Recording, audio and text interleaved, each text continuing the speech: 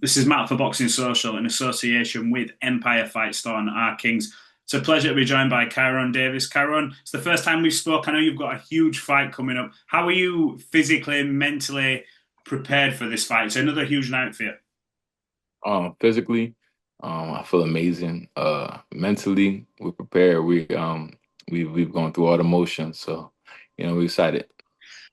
You're coming into this fight again off the back of beating another undefeated guy. Do you almost feel like when you're coming into this fight, it's a case of I'm gonna have to show you all again. You've made another mistake in shooting, being having me as your opponent in this one. Um, I guess so. I mean, definitely, going to win this fight. Definitely going to win this fight, and it's not, isn't it, it is what it is. I'm fighting at the top of this sport. So the guys are going to come in, with good records, and guys are going to come in and with momentum, and you got to stop everybody in their tracks. So, What does a win on that night do for you in your career? I know everyone always has the ambition of I want to be world champion, I want to be this, I want to be that. Where does that propel you next? Is it just another big name, a big opportunity? Is it opening a door for something else? What does it do for you? uh, I think that this fight just continues my road to a title. I think that I could have got a title shot after my last victory. They were pushing him to get a title shot. And I beat the number one WBA guy. Now I'm fighting the number one WBA guy again, which is kind of crazy because how is he the number one WBA guy? If I just beat the number one WBA guy, shouldn't I be number one? But this game doesn't always work that way, and it's cool. We fighting another tough competitor, and it should be a good fight. With my hand raised, so. You mentioned there that scenario, and obviously when you look at your record, that seems crazy. The fact that you have to then almost beat the next one in line after you've beat the previous one. Does the Hmm. business of boxing and the sort of the love for boxing sometimes come to a head where you go, it sort of wears you down that side of the ring while you're doing all the physical part to get ready for these fights? Um, I think that it doesn't bother me, but it does. It is what it is. Mm. It's a tiny bit frustrating sometimes, but I'm blessed to be in the position to be able to be able to fight for a Hmm. living and do what I love. So, we take it in stride and we just make try to make every moment our best moment. Now, I know obviously Caleb's topping the card. I know you two must have shared some incredible rounds. What's that gym like? What's that work like when you and Caleb get into it? That must be some incredible sparring, right? Yeah, I mean, anytime you're in the ring with somebody, with that much experience or get in the ring with somebody at the top level, the sparring is always informational. So, Mhm. um, I've been in the ring with a lot of great guys, and it's always helped me. I read your list of resume of the people that you've sparred. You have literally sparred everyone.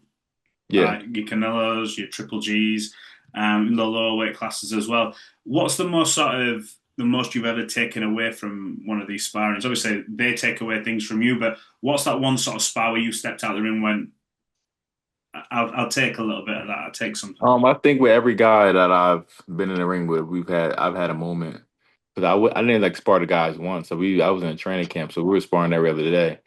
So Mm. just learning and picking up on certain things, and I might write a book because everybody is always excited to talk about the sparring and the guys that I've been in the ring with. And I have been in the ring with a great number of world champions and good fighters. So Mm-hmm. um, it's definitely something that I'm thinking about now because everybody keeps asking me about these sparring sessions.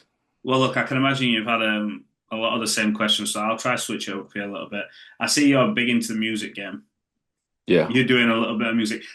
Is that a good outlet for you? You know, when you're doing your training and all that kind of stuff, is music going into the booth? Are you doing that regularly? Is that something that you tap into to sort of, I don't know, free your mind up from the fighting and everything else?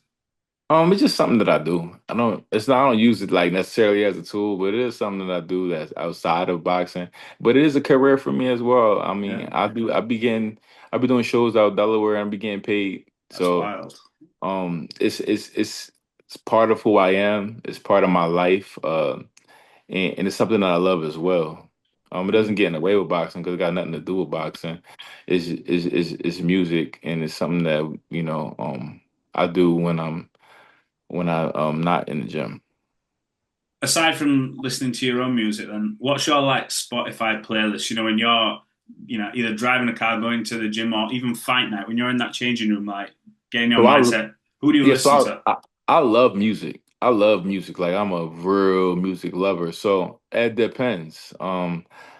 My runs, depending on what kind of run, changes the music. So I don't just have like a default playlist. Like if I'm trying to beat a time and I'm running to beat a time, it's a different kind of playlist. It's more like a future. It's like a more of the up tempo Drake. It's like Playboy Cardi. Yeah. It's like the Kodak Black.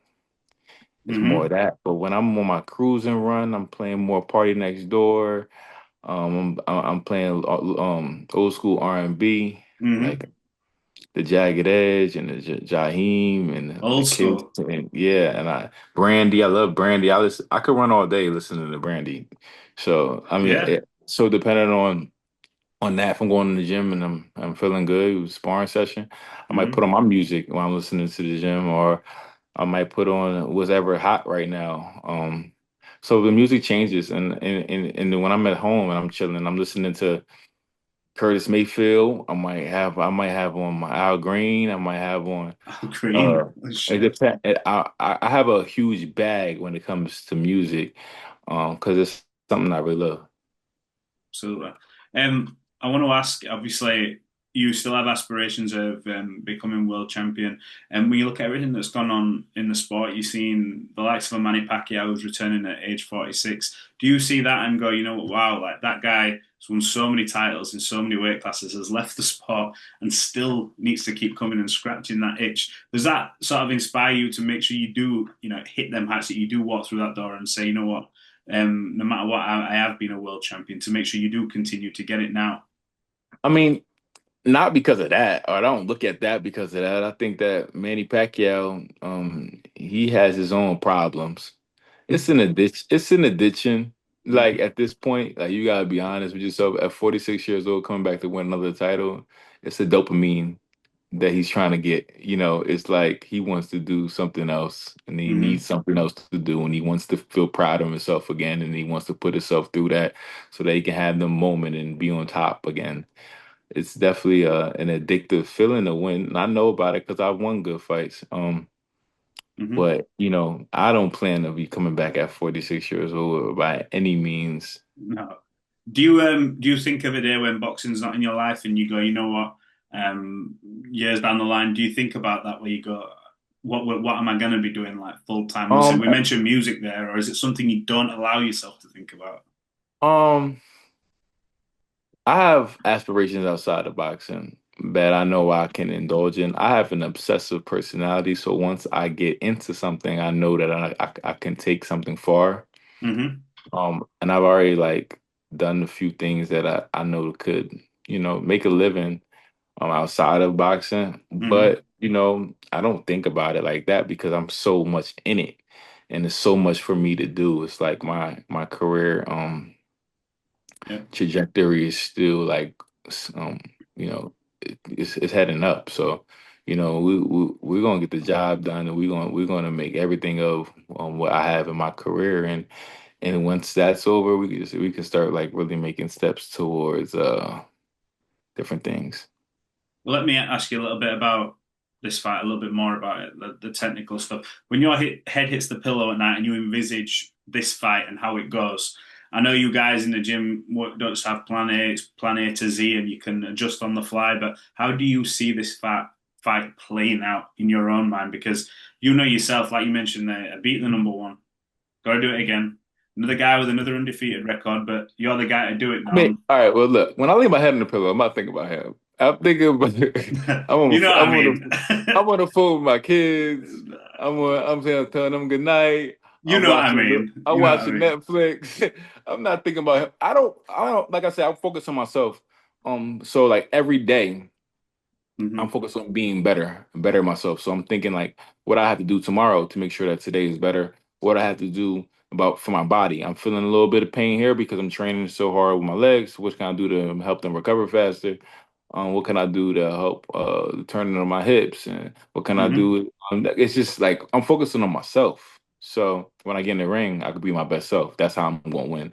I don't think about him because it ain't got nothing to do with me. He gonna do what he got to do, and whenever whatever self he brings in the ring, I got to be ready for.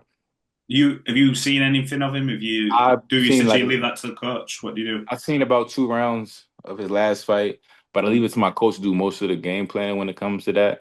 We Mm-hmm. have in-depth, long conversations about, what if this happened, what if this happened. He likes to do that. He likes to do this, and we walk through it mentally and talk about it, and we talk about game plan and then what to do if this happens. It's a lot of what to do if this happens.